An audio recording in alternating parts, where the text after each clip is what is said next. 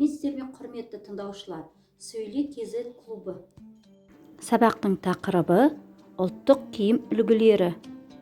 Сабағымыздың тақырыбын ашу үшін бірінші тапсырма бойынша берілген суреттерге назар аударып, артығын алып тастаңыз. Екінші тапсырма, жаңа сөздермен танысыңыз. Бөрік, тымақ,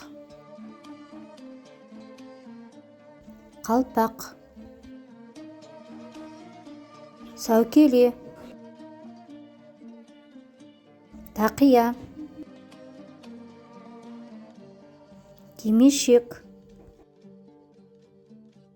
шапан, қамзол,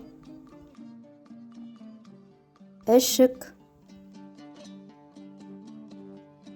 мәсі, кебіс, саптама етік. Үшінші тапсырма, берілген сөздердің аудармасын жазыңыз.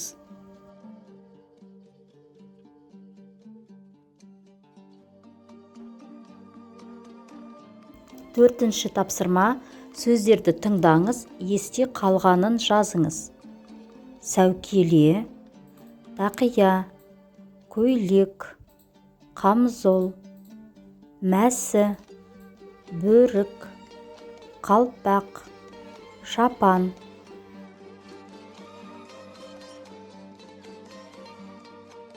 Бесінші тапсырма, берілген кестені толтырыңыз.